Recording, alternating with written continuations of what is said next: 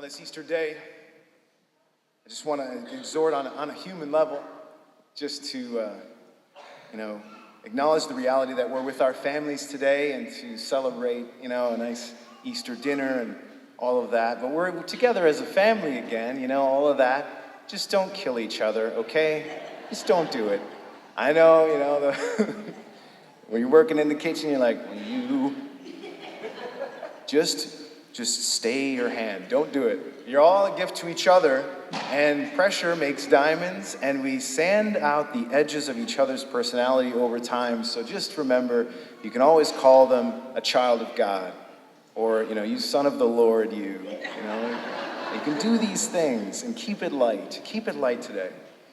Because it is the resurrection of Jesus from the dead, the foundation of our entire Christian faith.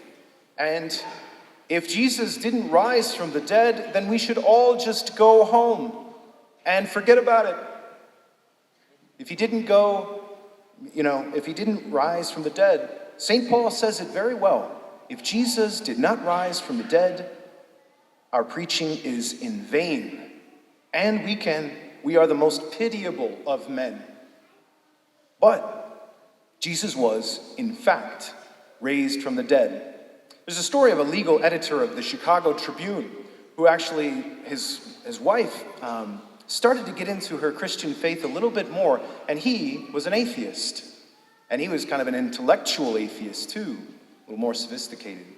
But he then systematically studied the sources to find out the truth, and just so he could kind of like show his wife almost. And through his systematic study of all the evidence, over several years, he looked at this evidence. He then became Christian, and he's been Christian now for over 30 years. Not because he wanted a psychological crutch, not because he had a fear of death, nor to please his spouse, but because of the facts he said. He wrote this article on the whole thing in that newspaper, in the Chicago Tribune. And he just said, it's by facts that I believe. Boom. Yet we're so sluggish still. We kind of are. We just feel like, did he die and rise? Is it real? Yes, it is. Yes, it is. And that's the good news, really, of today. His resurrection, that's why it's a beautiful day. That's why the Lord blesses these days. And the joy of Easter should animate our entire person. A couple of years ago, I finished an assignment out in Washington, D.C. at the Pontifical John Paul II Institute for Studies on Marriage and Family. And in Washington, D.C., I was able to work with the Missionaries of Charity, the order that Blessed Mother Teresa had founded, and they were just wonderful. I also worked with them in Rome when I was studying for the priesthood. And they work with the marginalized of society, all those who no one wants to see and most people discard. They are the ones who pick them up and love them like Jesus. And they are the ones who are true Christians. And they run a hospice care home for dying AIDS patients in Washington, D.C., called Gift of Peace House in the northeastern quadrant. And that is a place, of course, too, where priests go to celebrate masses for the sisters and for their patients and for the patients that they're caring for.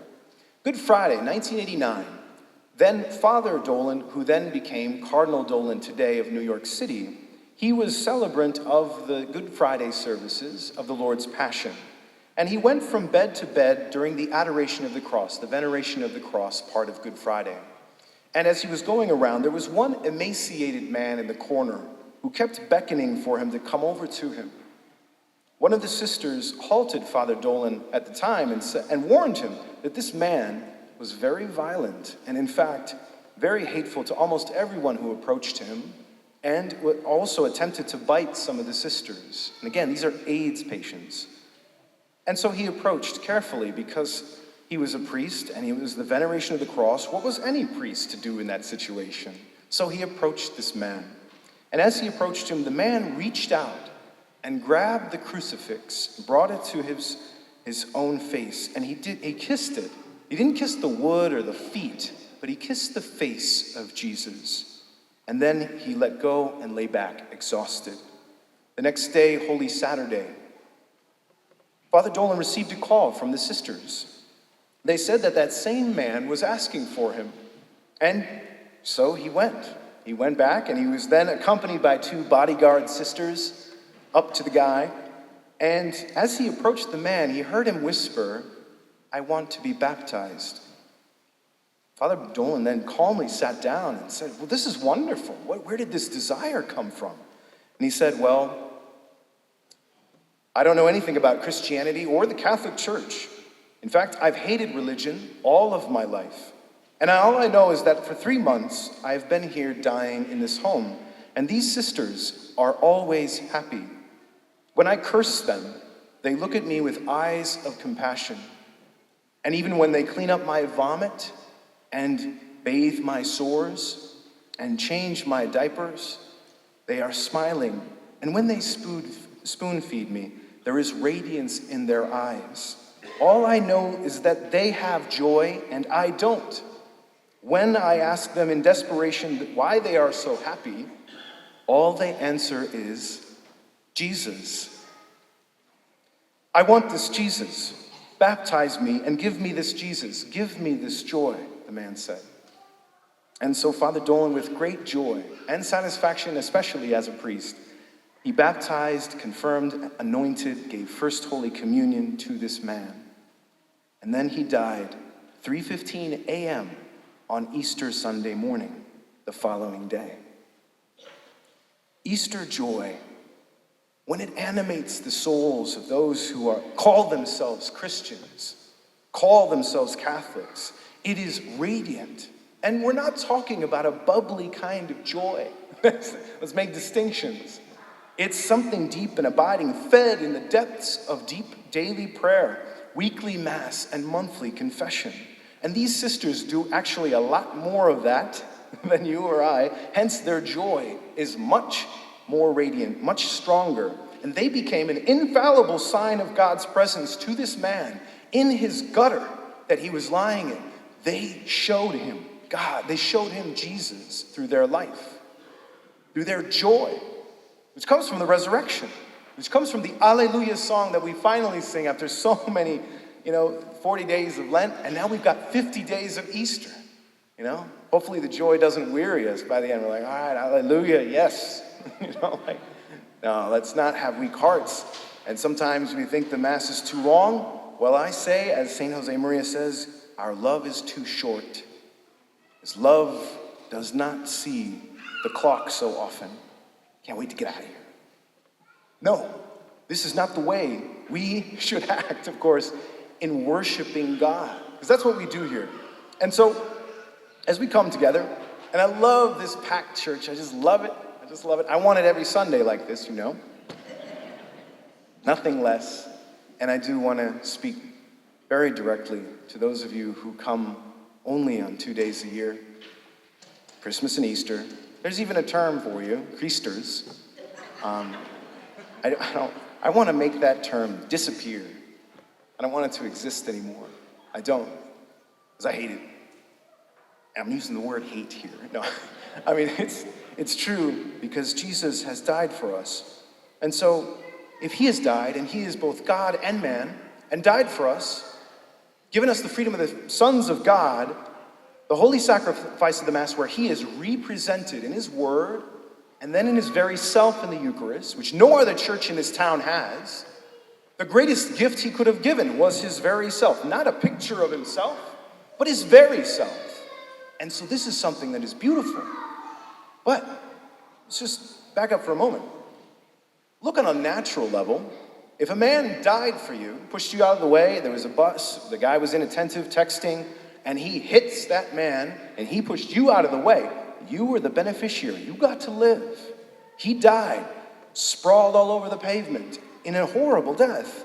And then his family, of course, takes care of him, and then there's a funeral mass for that man. They send you a personal invitation to come to that funeral, to come to that memorial service of that man's sacrificial death for you. And what are you going to do with that invitation? I got more things to do on Sunday morning. The priest is too old, the priest is too young, the priest is too boring, the priest is too loud, whatever. I can't understand him. Would we just throw that invitation out? That's what happens every Sunday. Every Sunday we get that invitation. Jesus died for you. Not just you in general, but you individually, in your persons, in your name, in the fact that he gave all of this to you. And then what are we going to do with that? And is our response going to be sluggish? Is our response going to be whatever? I don't know. I'm tired already of this homily. No. Our hearts need Jesus. There is no other thing, no other person that will satisfy us like he will. And there is no other love that will be like his. His is the only one that never disappoints us. It never rears its ugly head and betrays us.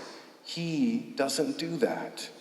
He loves us, and even in our pain and sorrow, he sits with us. He helps us pray in those moments, and he loves us in a way that only he could do.